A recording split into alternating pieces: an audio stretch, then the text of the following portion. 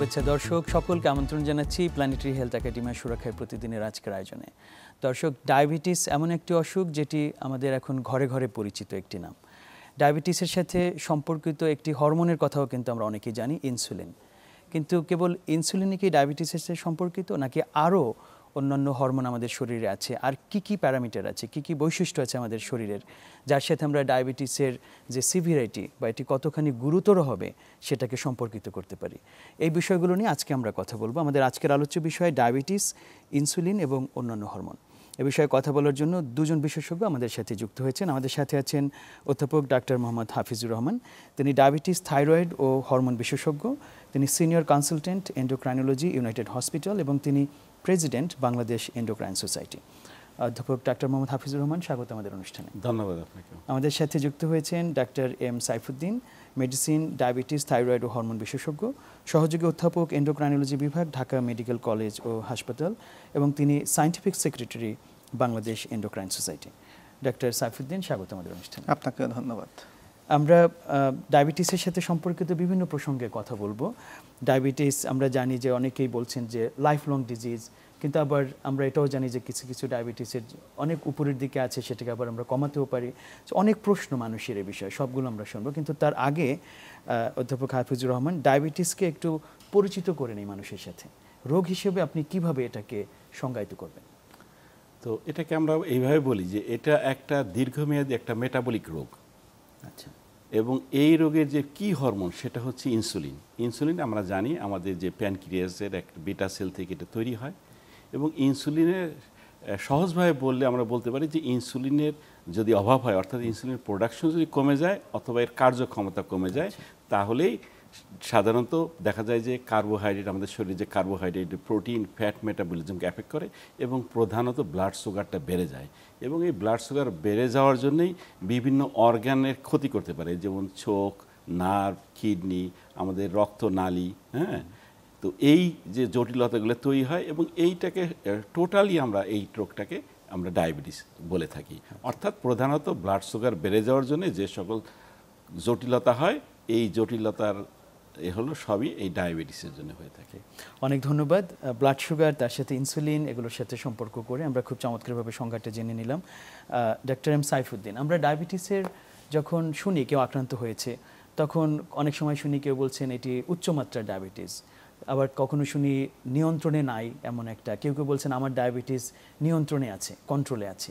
এইগুলো দ্বারা আসলে কি বোঝানো হয়, মানুষ কি বুঝবে এটা দিয়ে? ধন্যবাদ।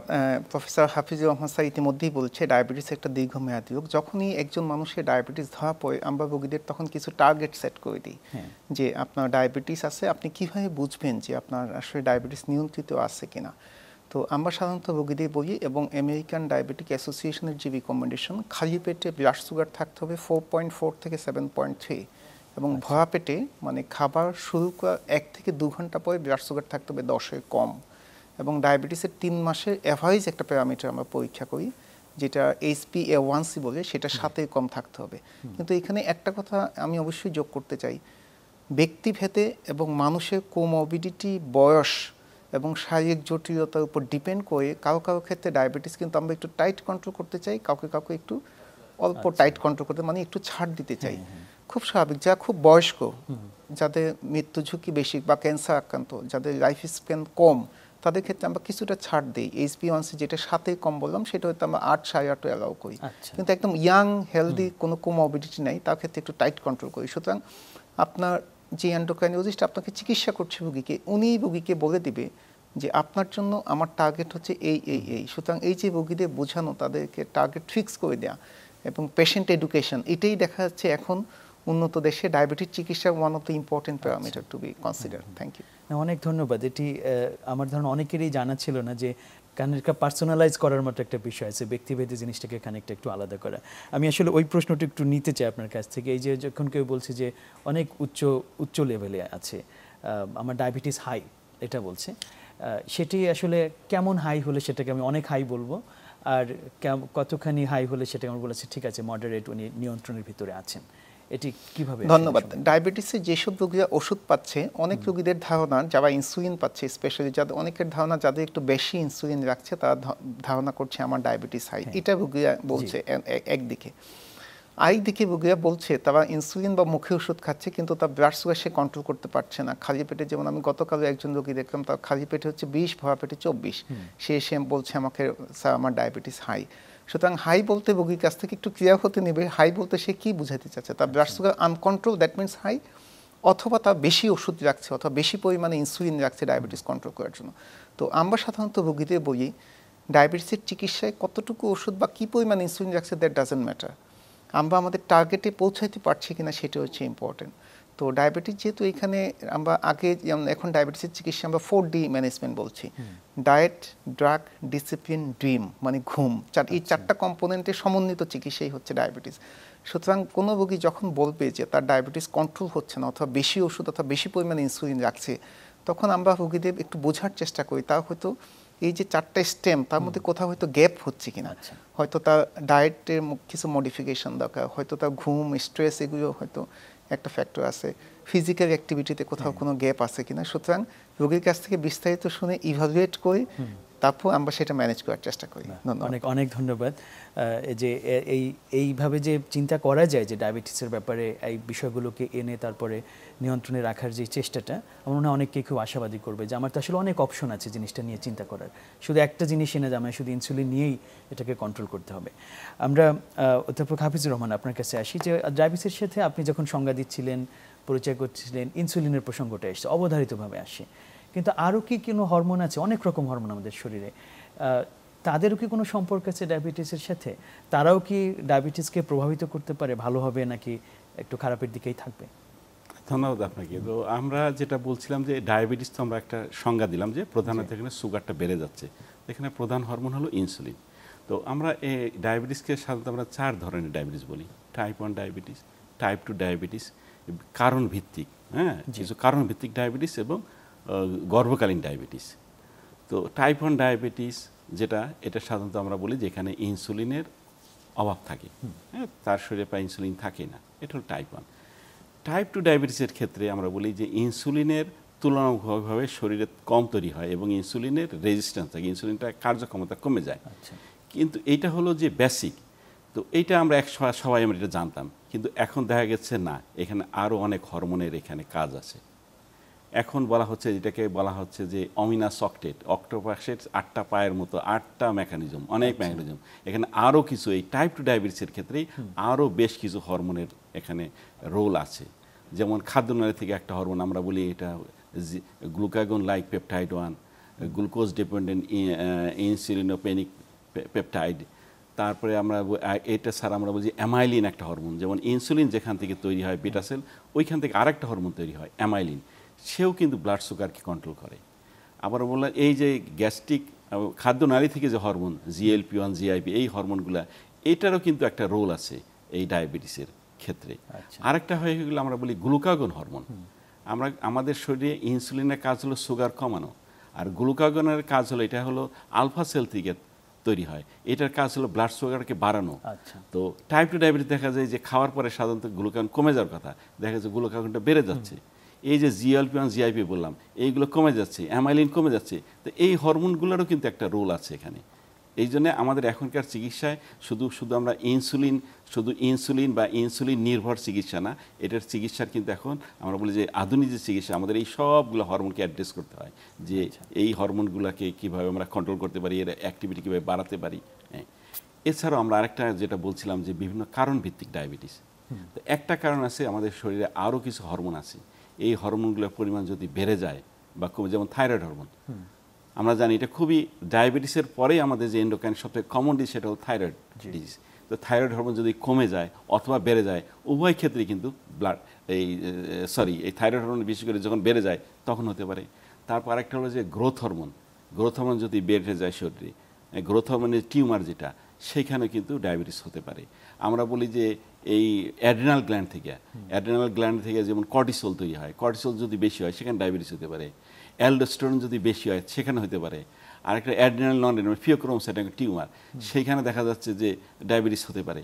তো এইরকম এই হরমোনগুলো যদি শুধু ইনসুলিন না, তখন কিন্তু এই হরমোনগুলোও কিন্তু ডায়াবেটিস করছে। তো এই জন্য আমাদের একটা মনে রাখতে হবে যে শুধু আমরা যেটা এটা হলো খুব সহজভাবে আমরা বুঝি যে শরীরে ইনসুলিনের যদি কমে যায়, এর কার্যক্ষমতা কমে যায় তাহলে ডায়াবেটিস, কিন্তু এর সাথে আমরা এখন দেখছি যে না, আরও অনেক হরমোনের এখানে রোল এখানে আছে। এটি নিশ্চয়ই অনেককে অন্যভাবে ভাবাবে এবং আমাদেরকে আমি জানি না কিছুটা আশান্বিতও করতে পারে, আবার একটু হতাশার মধ্যেও ফেলে দিতে পারে যে এতগুলো হরমোন, এটার আমি কিভাবে সব কিছু সমাধান করব। যদিও আমরা যখন যাব ট্রিটমেন্ট ব্যবস্থাপনায় তখন নিশ্চয়ই আমরা খুঁজে পাবো কমন কিছু সূত্র পাওয়া যেতে পারে, কিন্তু এই যে এতগুলো হরমোন, এগুলো সব কিছু কি টেস্ট করা হয় আমাদের দেশে ডায়াবেটিস পেশেন্টদের ক্ষেত্রে, এবং সেগুলো করার মাধ্যমটা কি কি পরীক্ষা নিরীক্ষা আসলে করা হয় ডক্টর সাইফুদ্দিন? ধন্যবাদ। আসলে ডায়াবেটিসের জন্য আমাদের দেশে এখন ইনসুলিন এবং সি পেপটাইড এই দুইটা হরমোন আমাদের দেশে হচ্ছে। ইনসুলিন দিয়ে আমরা বুঝি তার রক্তে ইনসুলিন কি পরিমাণে আছে। সি পেপটাইড আমরা যখন বিটা সেল থেকে ইনসুলিন সিক্রেশন হয় তার সাথে কিছু সি পেপটাইড সিক্রেশন হয়, ওইটা দিয়ে আমরা বুঝি তার বডিতে বিটা সেল কতটুকু অ্যাক্টিভ বা কতটুকু কাজ করছে। যেমন স্যার যেটা বললো, টাইপ 1 ডায়াবেটিসে যেহেতু বডিতে ইনসুলিন থাকছে না, বডিতে ইনসুলিন এবং সি পেপটাইড দুইটাই কম থাকছে। যদিও টাইপ 2 ডায়াবেটিসে এসে এটা প্রেডিক্ট করা খুব মুশকিল, কারণ এখানে বিটা সেল ডিসফাংশন এবং ইনসুলিন রেজিস্ট্যান্স দুইটা কম্বিনেশনে আসলে ডায়াবেটিসটা ডেভেলপ করছে। তো স্যার যেটা বললো, বিভিন্ন ধরনের হরমোন আসলে ডায়াবেটিসের সাথে সম্পর্কিত। তো স্পেসিফিক ডিজিজ অ্যাসোসিয়েটেড মানে some other condition that may cause diabetes, বডিতে অন্য কিছু অসুখ বিসুখের জন্য ডায়াবেটিস হতে পারে, অন্য কিছু হরমোনের জন্য। তো একজন চিকিৎসকের উচিত যখন একজন রোগী ডায়াবেটিস নিয়ে আপনার কাছে আসবে, আপনাকে এক্সক্লুড করতে হবে যে অন্য কোনো অসুখ বিসুখের জন্য তার ডায়াবেটিস হচ্ছে না। তো ওইসব হরমোনের কিছু সেপারেট ম্যানিফেস্টেশন থাকে। যেমন গ্রোথ হরমোন যদি বেড়ে যায়, এক কমে গেলে মানুষ অনেক লম্বা হয়ে যায়, হাত পা মোটা হয়ে যায়। থাইরয়েড ডিসঅর্ডার হলে অনেক সময় চোখ বের হয়ে আসে। হাইপোথাইরয়েডে অনেক সময় গায়ে পানি জমে যায়। সুতরাং এটা চিকিৎসকের দায়িত্ব, তার ক্লিনিক্যাল আই দিয়ে উনি এক্সক্লুড করবে যে এটা শুধুই ডায়াবেটিস, অন্য কোনো হরমোন এর সাথে সম্পর্কিত না। এখন ডায়াবেটিসের সাথে স্যার যেসব হরমোনগুলো সম্পর্কিত বললো, ইনসুলিন, গ্লুকাগন, GLP-1 এবং MIN, এটা কিন্তু একটা ট্রিটমেন্টের একটা অপরচুনিটিও বটে। যেমন হচ্ছে স্যার বললো GLP-1 রিসেপ্টর, তো আমরা GLP-1 রিসেপ্টর অ্যাগনিস্ট দিয়ে কিন্তু আমরা এখন রোগীদের চিকিৎসা করছি, এবং এটা দেখা যাচ্ছে যে মেটফর্মিনের পরে ফার্স্ট লাইন মেডিকেশনে চলে আসে, কারণ এটা হার্ট অ্যাটাক কমাচ্ছে, ব্রেন স্ট্রোক কমাচ্ছে, কিডনি সেভ করছে। সুতরাং যেসব হরমোন ডায়াবেটিসের সাথে সম্পর্কিত, আমরা যদি তাদের অ্যান্টাগনিস্ট যদি ইউজ করি, তাহলে কিন্তু ডায়াবেটিসের চিকিৎসা একটা নতুন উইন্ডো কিন্তু ওপেন হবে। এবং নতুন যেসব মেডিকেশন আসছে অধিকাংশই কিন্তু ইনসুলিনের বাইরে অন্য পাথওয়েকে অ্যাড্রেস করছে। সুতরাং এটা একটা ভয়ের কারণ, সাথে একটা নতুন অপরচুনিটি টু ট্রিট ডায়াবেটিস। এবং আমার ধারণা ভবিষ্যতে অনেক ডায়াবেটিসের ওষুধ বের হয়ে যাবে যেগুলো ইনসুলিনের সাথে সম্পর্কিত না, অন্য হরমোন নিয়ন্ত্রণের মাধ্যমে ডায়াবেটিস কন্ট্রোল করবে। খুবই চমৎকার। আমার খুবই ভালো লাগছে যে এই ধরনের ডিরেকশন আসলে অনেক ওপেন হয়েছে, অনেক উইন্ডো ওপেন হয়েছে ডায়াবেটিসের ক্ষেত্রে। আমরা আগে খুব একমুখী একটা চিন্তার মধ্যে ছিলাম, এখন কিন্তু নানানভাবে এটাকে দেখার সুযোগ তৈরি হয়েছে। আমি একটু বোধহয় প্রসঙ্গটা একটু এক্সপ্লানেশন চাইবো। যেমন ইনসুলিন রেজিস্ট্যান্স, এই কথাটা অনেক আসে এবং নানানভাবেই এটি মানুষের মুখে মুখে ছড়ায়। ডাক্তার একভাবে বলছেন, রোগী হয়তো আরেকভাবে বুঝছে। আমরা ইনসুলিন রেজিস্ট্যান্স এই বিষয়টা একটু ক্লিয়ার করে নিতে চাই, এটা দ্বারা আসলে কি বোঝায়? তো এটা হলো যে আমরা যেটা বলছিলাম যে টাইপ 2 ডায়াবেটিসের এটা ক্ষেত্রে কি এটার কারণটা কি, একটা হলো ইনসুলিন রেজিস্ট্যান্স হয়, অর্থাৎ ইনসুলিনের কার্যক্ষমতা কমে যায়, তখন বিটা সেল করে কি ওটাকে ওভারকাম করার জন্য বেশি বেশি তৈরি করতে চায় এবং এক পর্যায়ে সে ফেল করে। অর্থাৎ এখানে ইনসুলিন রেজিস্ট্যান্স থাকে, বিটা সেল ফেলিওর হচ্ছে, দুইটাই হচ্ছে। এখন ইনসুলিন, আপনার যে প্রশ্ন, এটা স্বাভাবিক একটা সাধারণ মানুষ জিজ্ঞেস করে, আমাদের কাছে অনেক সময় জিজ্ঞেস করে, ডাক্তার সাহেব আমি তো আমার হোমা টেস্ট করেছি, আমার তো ইনসুলিন রেজিস্ট্যান্স আছে। তো আমি তখন তাদেরকে বলি যে দেখেন, আমরা হলো ক্লিনিশিয়ান, তো আমরা কিন্তু একটা রোগীকে দেখে অনেক সময় বুঝতে পারি, তার ক্লিনিক্যাল কিছু সাইন দেখে বুঝতে পারি যে আপনার ইনসুলিন রেজিস্ট্যান্স আছে। যেমন একজনের স্বাস্থ্য বেশি, ওভারওয়েট, ওবেসিটি, এইখানে ইনসুলিন রেজিস্ট্যান্স আছে, এইখানে তার ওই হোমা টেস্ট করার কোনো অর্থ নেই, এই জন্য আমরা ক্লিনিশিয়ানটা কিন্তু করি না। হ্যাঁ, তো একটা পেশেন্টের দেখা যাচ্ছে গলায় বলছে যে ডাক্তার আমার তো স্বাস্থ্য বেড়ে গেছে, আমার ঘাড়ের এখানে কালো হয়ে যাচ্ছে, বগলটা কালো হয়ে যাচ্ছে, এটাকে বলে অ্যাকান্থোসিস নিগ্রিকান্স। অ্যাকান্থোসিস নিগ্রিকান্স হলে আমরা কিন্তু বুঝতে পারি তার ইনসুলিন রেজিস্ট্যান্স আছে। তো এই জন্যে আমরা ক্লিনিশিয়ানরা আমরা সাধারণত কিন্তু এই হোমা টেস্টটা করি না, কারণ ওই ইনসুলিন অথবা সি পেপটাইড করে এটা করতে হয়, কারণ আমরা কিন্তু দেখতে পাচ্ছি এখানে অবভিয়াসলি তার এখানে আছে, এই অযথা একটা পয়সার কোনো দরকার নেই। তো এখন একটা আপনার প্রশ্ন যেটা, তাহলে আমরা কখন আমরা ইনসুলিন রেজিস্ট্যান্স বলবো? তো একসময় আমরা বিভিন্ন ডেফিনেশন দিতাম যে একজনের যদি 100 ইউনিটের বেশি লাগে ইনসুলিন রেজিস্ট্যান্স আমরা বলি যে ধরে নিই। তো এখন কিন্তু এইভাবে আমরা বলি না, অর্থাৎ একটা পেশেন্টের সাধারণত কত ইউনিট লাগতে পারে। বডি ওয়েটের ধরেন একজনের 60 কেজি, অ্যারাউন্ড তার 30-40 কেজি ইনসুলিন লাগতে পারে। কিন্তু দেখা যাচ্ছে যে না, তার ইনসুলিনের রিকোয়ারমেন্ট আস্তে আস্তে বেড়ে যাচ্ছে। আমরা এমন রোগী 100-150, এক সময় আমার মনে আছে আমি তখন ঢাকা মেডিকেল কলেজে ছিলাম, একটা পেশেন্টের প্রতিদিন তার 1000 ইউনিট 1000 ইউনিট আগে ইনসুলিন দিতে হতো। আচ্ছা, হাই ডোজ, তার ইনসুলিন কাজ করে না শরীরে। তো এই কাজ করে না কি, তাহলে কাজ করে না কোথায় সমস্যাটা? সমস্যাটা হলো যে আমরা বলি যে ইনসুলিন যে রিসেপ্টর আছে ওইখানে ডিফেক্টটা থাকে, অর্থাৎ তার ওইখানে সে কাজ করতে পারছে, এই জন্য তার অনেক বেশি তার ইনসুলিন লাগে।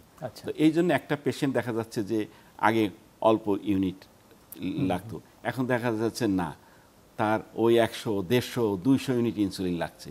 হ্যাঁ, যে তখন আমরা ধরে নেই যে পেশেন্টের ইনসুলিন রেজিস্ট্যান্স আছে। তখন কিন্তু আমাদের অ্যাড্রেস করতে হবে যে how will reduce this insulin resistance. Then insulin resistance কমানোর পথ কী? আমি বলছিলাম একটাই, যে আমার ওজন বেড়ে যাচ্ছে, ওভারওয়েট, তাহলে আমাকে কী করতে হবে? ওজনটা কমাতে হবে। হ্যাঁ, এটা একটা ফ্যাক্টর। দেন হলো যে আমাদের অ্যাক্টিভিটি বাড়াতে হবে। আমি যদি অ্যাক্টিভিটি বাড়াতে পারি তাহলে ইনসুলিন রেজিস্ট্যান্স কিন্তু আমরা ইনসুলিন সেন্সিটিভ বাড়ে, রেজিস্ট্যান্স কমাতে পারি।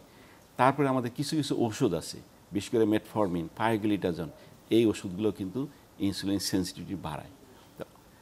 তো এই জন্য আমাদের একটা জিনিস, আমাদের যাদের ওজন খুব বেশি, অনেক ক্ষেত্রে দেখা যায় যে তখন ভেরি হাই ডোজ ইনসুলিন দিতে হয়। তখন আমরা যদি ওজনটাকে অ্যাড্রেস না করতে পারি তাহলে কিন্তু ইনসুলিন শুধু ইনসুলিন দিয়ে সেখানে আমরা কন্ট্রোল করতে পারি না। এবং তখন ওই যে বললাম যে অন্য ডক্টর সাইফুদ্দিন যে কথাটা বলছিল, আমরা তখন ওই যে GLP-1 রিসেপ্টর অ্যাগনিস্ট অথবা GLP-1 GIP ডুয়েল অ্যাগনিস্ট, এই ওষুধগুলো তখন দেই, যে এই যে ইনসুলিনের কার্যক্ষমতা যেন আরও একটু বেড়ে যায়। হ্যাঁ, তারপরে তার ওজনটা, ওই যে এগুলো শুধু এটাই করে না, তার ওজনটা কমাতে সাহায্য করে। ওজন কমলেও তার ইনসুলিন সেন্সিটিভ বাড়ে। হ্যাঁ, তো এবং একটা জিনিস মনে রাখতে হবে যে একটা পেশেন্ট যত ইনসুলিন নিবে, ইনসুলিন কিন্তু একটা অ্যানাবলিক হরমোন, তার কিন্তু তখন শরীর ওজন বেড়ে যাবে। এই জন্য আমরা চাই যে রোগীর জানি কম ডোজে তার ডায়াবেটিস জানি কন্ট্রোলে থাকে। এই জন্য আমরা সাথে আরও কিছু ওষুধ দিই জানি ইনসুলিন সেন্সিটিভ বাড়ে। এবং সবসময় রোগীকে বলি যে আপনি ডায়েট কন্ট্রোল এক্সারসাইজ অর্থাৎ লাইফস্টাইল মডিফিকেশনের কোনো বিকল্প নাই।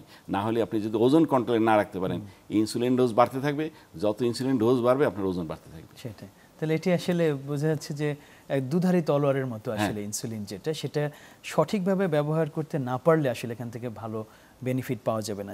এই প্রসঙ্গে আসি ডক্টর সাইফুদ্দিন, যে আমরা বুঝতে পারছি যে ডায়াবেটিস ব্যবস্থাপনায় আপনি যে 4D কথা বলেছেন, আমরা এই প্রসঙ্গটা আসি। শুরুতেই ডায়েট রেখেছেন এবং স্যারও এখন একটু আগে বললেন যে ওজন কমানোর ক্ষেত্রে আমাদের ডায়েটের দিকে খুবই মনোযোগ দেওয়া দরকার। আমরা এই ডায়েটের প্রসঙ্গে আসি যে আমরা যেই ডায়েট, নানান রকম ডায়েটের কথা কিন্তু পৃথিবীতে শোনা যায়। মেডিটেরিয়ান ডায়েট, ভূমধ্যসাগরীয় অঞ্চলে যে ডায়েট, সেটা একসময় বলা হতো অনেক স্বাস্থ্যকর। কিটো ডায়েটের প্রসঙ্গ আসছে। ব্যালেন্স ডায়েট বলতে একটা আমরা জানি যে আমাদের সুষম খাবারের একটা কনসেপ্ট আছে। তাহলে আমরা এই ডায়েটের সাথে এই ইনসুলিনের এবং যেই ডায়াবেটিস, তার সম্পর্কটাকে কীভাবে দেখব? ধন্যবাদ। ডায়েট নিয়ে কিছু বলার আগে আমি ইনসুলিন রেজিস্ট্যান্স নিয়ে জাস্ট একটা কথা যোগ করি। রোগীরা এসে আমাদের কাছে বলে যে স্যার আমার ইনসুলিন রেজিস্ট্যান্স আছে কিনা, আমি কিছু টেস্ট করতে চাই। আমি রোগীদের বলি যে ওয়েট, আপনার body weight is the ideal assessment tool যে আপনার আসলে ইনসুলিন রেজিস্ট্যান্স আছে কিনা। বা হাইটা ওয়েটের যে প্রপোর্শন দেখি, BMI বলি, দ্যাট শুড বি 18.5 to 22.9। তো আমি রোগীদের বলি যে ওয়েট আমি ইনস্ট্যান্ট মেপে নেব আপনার, এবং আমি BMI এখনই আমি ক্যালকুলেট করছি, যার ফলে এটা কোনো খরচ হচ্ছে না, ব্লাড দিতে হচ্ছে না, আপনার 2000 টাকা খরচ করতে হচ্ছে না। প্লাস ইনসুলিন এবং সিপেপ্রেট নট অলওয়েজ কনস্ট্যান্ট, যার ফলে এটা মিসগাইডেড হওয়ার একটা পসিবিলিটি থাকে। তো এটা রোগীরা ফেসবুক, ইউটিউবে বিভিন্ন জায়গায় দেখেছে টেস্ট করার জন্য। আমরা সাধারণত ওয়েট এবং BMI উপর বেশি ডিপেন্ড করি to assess whether patient is insulin resistance. Diet নিয়ে আপনি যেটা বলবেন, American diabetic association still favour the balance diet. Balance diet মানে যেখানে কার্বোহাইড্রেট থাকবে 40 to 55%, প্রোটিন থাকবে 15 থেকে 20% এবং ফ্যাট থাকবে 20 থেকে 35%, সাথে vitamin, minerals, water and all other macro and macronutrients থাকবে। এটাকে আমরা বলছি ব্যালেন্স ডায়েট। মেডিটেরিয়ান ডায়েট অনেকটা ভেজিটেবল এবং হচ্ছে প্ল্যান্ট বেসড ডায়েট। এটা ভূমধ্যসাগরীয় অঞ্চলে মানুষ সাধারণত ইয়ে করে। এবং আমেরিকান ডায়াবেটিক অ্যাসোসিয়েশন এবং American heart association still favour যে if you choose one specific type of diet, তাই আপনি মেডিটেরিয়ান ডায়েট চুজ করতে পারেন। কিটো ডায়েট নিয়ে আপনি যেটা বললেন, কিটো ডায়েটের একটা পিকুলারিটি হলো কিটো ডায়েটে কার্বোহাইড্রেট খুব কম দেওয়া হয়, 5 থেকে 10% দেওয়া হয়। তো কিটো ডায়েট মধ্যে আমাদের দেশে কিছুটা জনপ্রিয়তা লাভ করেছিল এবং কিছুটা অনেকটা মিসইউজও হয়েছে। যাতে কারণ কিটো ডায়েটে আপনি যখন কার্বোহাইড্রেট খুব বেশি রেস্ট্রিক্ট করবেন দেয়ার ইজ ড্রামাটিক রেসপন্স। রোগীরা এসে বলবে যে স্যার আমার 1 সপ্তাহে 10 কেজির মতো ওজন কমে গেছে। আবার অনেক ফেসবুক ভিত্তিক different types of diet, crest diet, hydro diet, water diet, এগুলো আমাদের দেশে কিন্তু ফেসবুক, ইউটিউবে বিভিন্ন মাধ্যমে চলছে। আমরা কিন্তু স্টিল রিকমেন্ডিং ব্যালেন্স ডায়েট, যেখানে রোগীদের সব কিছু একটা কম্বিনেশন দেওয়া হবে, কার্বোহাইড্রেট, প্রোটিন, ফ্যাট এবং আদার মাইক্রো অ্যান্ড ম্যাক্রোনিউট্রিয়েন্টস। আমরা রোগীদের 3টা মেইন মিল খেতে বলি। সকাল 8টায় ব্রেকফাস্ট, দুপুর 2টায় লাঞ্চ, রাত 8টায় রাতে খাবে এবং 3টায় স্ন্যাক্স। সকাল 11টায় হালকা স্ন্যাক্স, বিকাল 5টায় হালকা স্ন্যাক্স, রাতে ঘুমানোর আগে হালকা স্ন্যাক্স। তো ওয়েট যাদের বেশি থাকে তাদেরকে আমরা প্রথমেই হাইট এবং ওয়েট প্রপোর্শন করে একটা কিলো ক্যালোরি ফিক্সড করি, যে আপনার হাইট এবং ওয়েট অনুসারে আপনার আইডিয়াল বডি হতে হবে। একজন মানুষ আসলে 80 কেজি নিয়ে আমার কাছে, আমি তাকে বললাম যে আপনার হাইট এবং ওয়েট ক্যালকুলেট করে আপনার যে ফিজিক্যাল অ্যাক্টিভিটি আপনার জন্য প্রতিদিন আমি 1800 কিলো ক্যালোরি আপনার জন্য দরকার। তো যাকে আমি ওজন কমাইতে চাই তাকে আমি 3 থেকে 500 কিলো ক্যালোরি কমিয়ে দেবো। তার মানে সারাদিনে তাকে আমি 1200 কিলো ক্যালোরি দেবো। তো সেই 1200 কিলো ক্যালোরিটাই আমরা ভাগ করে দিচ্ছি, যেখানে কার্বোহাইড্রেট, প্রোটিন এবং ফ্যাটের একটা সুষম প্রপোর্শন থাকছে। এখন আপনি কিটো ডায়েটে হচ্ছে কি কার্বোহাইড্রেট 5 থেকে 10% দিচ্ছেন, কিন্তু ফ্যাট দিচ্ছেন 70 থেকে 80% ফ্যাট। আপনি যখন আমাদের মতো দেশের বডি কনস্ট্রাকশনে যখন এত হাই প্রপোর্শন অফ ফ্যাট দিচ্ছেন, এটা কিন্তু আপনার অ্যাথেরোস্ক্লেরোসিস করবে, হার্ট অ্যাটাক করবে, ব্রেন স্ট্রোক করবে। এবং অনেক রোগী দেখা যাচ্ছে আমাদের দেশে যখনই আপনি ভাত, রুটি বা অল কাইন্ড অফ কার্বোহাইড্রেট বন্ধ করে দিচ্ছেন, তাও কিন্তু ডায়াবেটিস, প্রেশার ওষুধ কিন্তু রাখছে না। রোগীরা একটু সাময়িক খুব ভালো বোধ করছে যে আমার মনে হয় দ্রুত ডায়াবেটিস থেকে আমি রিকভারির দিকে যাচ্ছি, কিন্তু এইসব পেশেন্টই কিন্তু পরে দেখা যাচ্ছে যে উচ্চমাত্রা ডায়াবেটিস, কোলেস্ট্রল অনেক বেশি, ফ্যাটি লিভার, কেউ কেউ ডায়াবেটিক কিটো অ্যাসিডোসিস মানে ডায়াবেটিস 30-40 উঠে অজ্ঞান হয়ে হসপিটালে ভর্তি হয়েছে। গত মাসে আমি ডায়াবেটিস চেম্বার করি, একজন রোগী আমার আন্ডারে ভর্তি হলো, কিটো ডায়েট ফলো করেছে, উনি 4 বেলা ইনসুলিন পাইতো, blood sugar was very well control. ওনার ছেলে মেয়ে দুজনেই চিকিৎসক, উনি ফেসবুকে দেখে লুকিয়ে লুকিয়ে সব ওষুধ বন্ধ করে দিয়ে কিটো ডায়েট ফলো করা শুরু করলো। রোগী ডায়াবেটিক কিটো অ্যাসিডোসিস নিয়ে ডায়াবেটিস আইসিইউতে ভর্তি ছিল, সপ্তাহখানিক পর রোগী সুস্থ হয়ে গিয়েছে, but he has to pay 4 to 5 lakh টাকা বিল। সুতরাং প্রত্যেকটা ডায়েট ফলো করার আগে আপনার যে ট্রিটিং ফিজিশিয়ান, যিনি আপনাকে লম্বা সময় পর্যন্ত দেখছে, এন্ডোক্রাইনোলজিস্ট, উনি আপনার কোমরবিডিটি সম্বন্ধে জানে, বয়স, কোমরবিডিটি, ডায়াবেটিসে কী মেডিকেশন রাখছে, কোন মাত্রায় ইনসুলিন রেজিস্ট্যান্স আছে, সব কিছু অ্যাসেস করেই আপনার জন্য একটা ডায়েট ফিক্সড করবে। তো American diabetic association still doesn't favour the restriction of carbohydrate so much. দেখা গিয়েছে যে একজন মানুষের এডিএ রিকমেন্ড করছে 40 to 50% কার্বোহাইড্রেট দরকার। আমাদের দেশে মানুষ কিন্তু খাচ্ছে 80 to 90%, কারণ অনেকে সকালে নাস্তায়ও ভাত খাচ্ছে। কার্বোহাইড্রেটের দাম কমিটি একটা কারণ হতে পারে, কারণ প্রোটিন, মাছ, মাংসের প্রাইস তো একটু বেশি। তো আমাদের ডেফিনেটলি কার্বোহাইড্রেট কার্টেল করা উচিত, বাট নট লেস দেন 40%। আমরা 80 to 90% খাচ্ছি, আমাদের কমে সেটা 40% আনতে হবে, বাট নট লেস দেন 40%। 40%-এর কম হলেও কিন্তু আবার হার্ট অ্যাটাক, ব্রেন স্ট্রোকের ঝুঁকি বাড়ছে। সুতরাং কার্বোহাইড্রেট আমাদের পরিমিত খেতে হবে, বেশিও খাওয়া যাবে না, একদম রেস্ট্রিক্টও করা যাবে না। আমি রোগীদের অনেক সময় বলি যে দেখেন, কোরআন শরীফে বলছে কোনো জিনিস নিয়ে তোমার বেশি বাড়াবাড়ি করো না, ভালো জিনিস নিয়েও বেশি বাড়াবাড়ি করো না। Definitely we should cartel carbohydrate, but not less than 40%। এটি একটা খুব গুরুত্বপূর্ণ জায়গা, কারণ এখন অনেক রিসার্চ হচ্ছে তো, এবং কিটো ডায়েট রিলেটেডও কিন্তু অনেক রিসার্চ এভিডেন্স আসছে। কিছু জায়গায় যেমন আমি ইউকেতে জানি একজন ডাক্তার সে এটা টেস্ট করেছে, টাইপ 2 ডায়াবেটিস বিশেষ করে, সেটা রিভার্স করার ক্ষেত্রে অনেক ভূমিকা রেখেছে। কিছু আপনি যেটা বললেন দ্যাট ইজ ভেরি ট্রু। অল্প কিছু মানুষের জন্য হয়তো কিটো ডায়েটের কোনো একটা উইন্ডো হয়তো থাকতে পারে, যারা ইয়াং, যারা ওবেস, যাদের comorbidity minimum that is supervised by dietitian and endocrinologist, একটা মেডিকেল টিম করে। কিন্তু আমাদের দেশে সেটা হচ্ছে না, আসলে হচ্ছে না। মানুষ ফেসবুকে দেখেছে, ইউটিউবে দেখেছে, দেখে সে নিজেই ডায়াবেটিস, প্রেশার সব ওষুধ বন্ধ করে দিয়ে কিটো ডায়েট করছে। যার ফলে দেখা যাচ্ছে 1 সপ্তাহ, 2 সপ্তাহ, 3 সপ্তাহ পর রোগী বিভিন্ন কারণে অসুস্থ হয়ে যাচ্ছে। তারপরে হসপিটালে এসে দেখা গেল যে তার সে আসলে জটিলতা।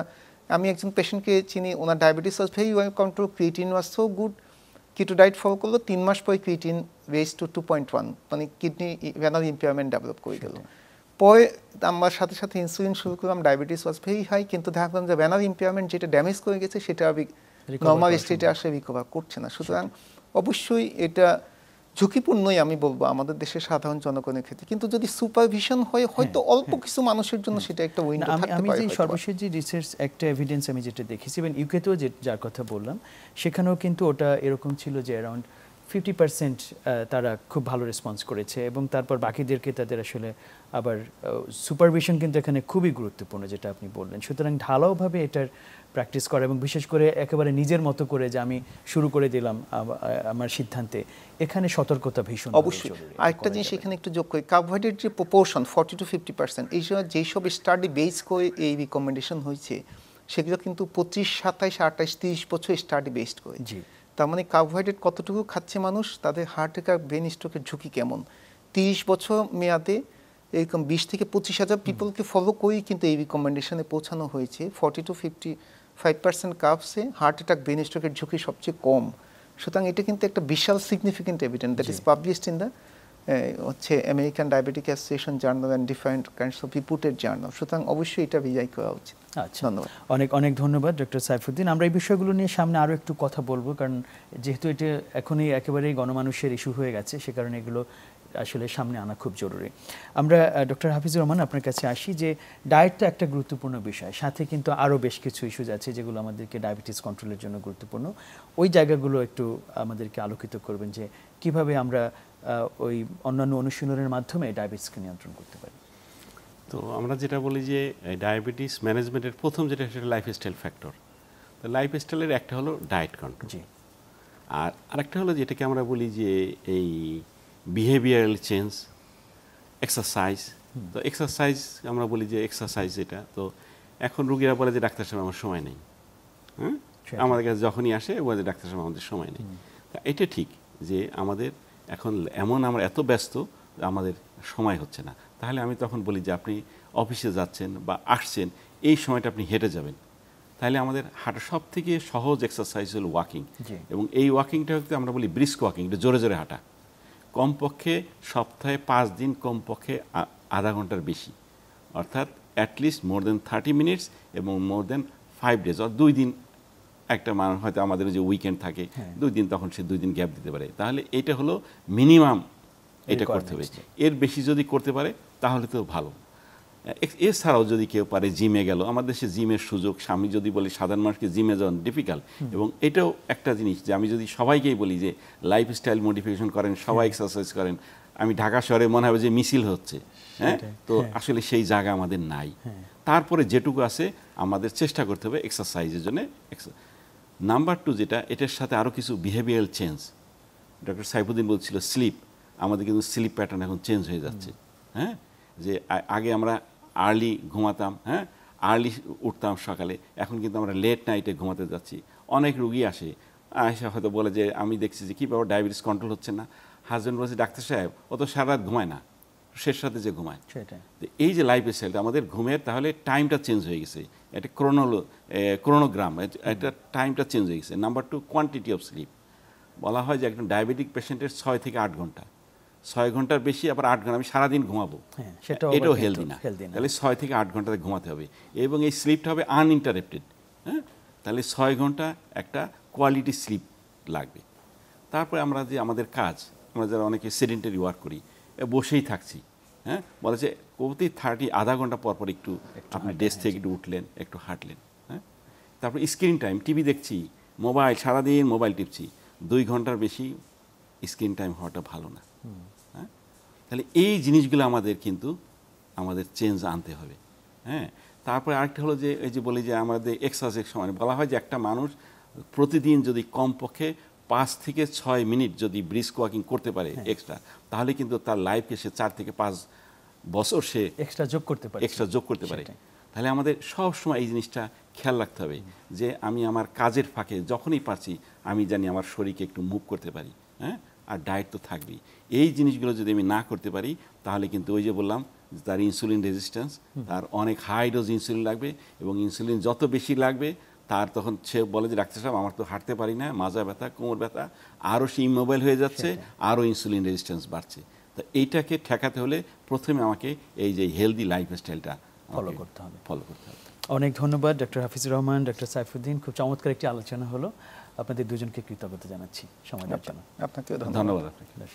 দর্শক, শেষ করছি সুরক্ষায় প্রতিদিনের আজকের আয়োজন। আমরা কথা বলছিলাম ডায়াবেটিস, ইনসুলিন এবং অন্যান্য হরমোন প্রসঙ্গে, এবং কথা বলতে গিয়ে অনেক কিছু আসলো আমাদের, বিশেষ করে আমরা যেভাবে জীবনযাপন করছি সেখানে আমরা কিভাবে ইতিবাচক পরিবর্তনের মাধ্যমে ডায়াবেটিসকে নিয়ন্ত্রণ করতে পারি সেই প্রসঙ্গে কিন্তু আমাদের দুজন বিশেষজ্ঞ সবচেয়ে গুরুত্ব দিয়েছেন। ইনসুলিন বা অন্যান্য ওষুধের ওপর আমাদের নির্ভরতা কমাতে হবে এবং সঠিক জীবনযাপনের মাধ্যমে আমরা সুস্থ জীবন নিশ্চিত করব, সেই আহ্বান রেখে, আশাবাদ রেখে আজকের মতো শেষ করছি আজকের আয়োজন।